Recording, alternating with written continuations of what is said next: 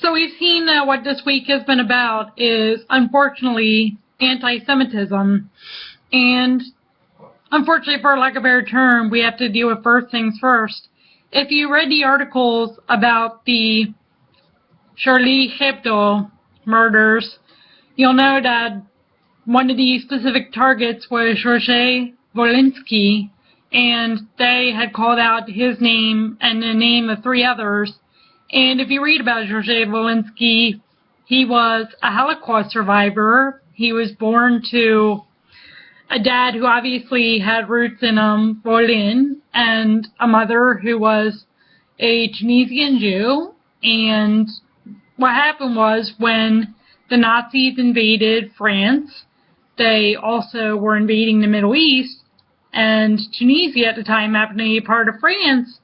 And so it was under the Vichy government, and it was amazing that Georges Wolinski and his family survived, because Georges Wolinski was only 7, 8 years old at the time, and he could have easily been murdered, but somehow the family did survive. And I guess that's the irony and paradox in all of it too. Here he survives the Holocaust, and he gets murdered by anti-Semites when he's in his 80s. That's just the part that I don't understand. And then, of course, the murders in eastern Paris today. I mean, at least 3 of the suspects are dead, but also 4 hostages were murdered. As I recall, it's 4 hostages murdered. I don't want to get the numbers wrong, especially because when you're dealing with a murder situation like that, you don't want to get the numbers wrong of who was murdered and who did the murdering. And the hostage situation began at a kosher deli in eastern Paris, and as if the 9/11 Commission report, which was back in 2004 after the September 11th attacks in the United States, didn't confirm that the anti-Semites, of course, hated Jews, and that was the whole reason that they were targeting America. Now we see that Georges Wolinski and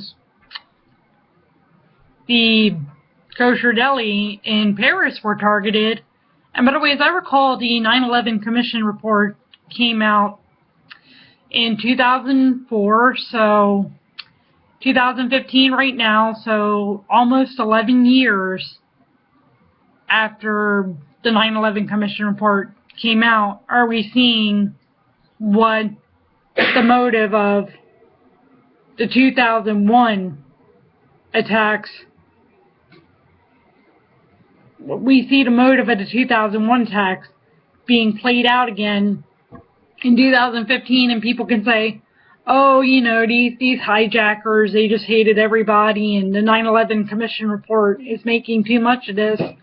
Well, people should have read, for lack of a better term, that fine print on page 251 on the 9/11 Commission report back then, so that they can see what's going on now, and that there's more of a reason to support Israel than ever, because if we don't support Israel, well, let's just say that, you know, we're not going to be supported. And even if we get murdered by anti-Semites, and we, of course, including those of us who are Jews and who are in the diaspora, if we don't stand up for Israel, and especially those of us who are Jews, if we don't stand up for our own people and for our own land, we're just gonna, I mean, even if we, for lack of a better term, even, and like I said, for lack of a better term, even if we take blows in the short term, in the long run, we'll be able to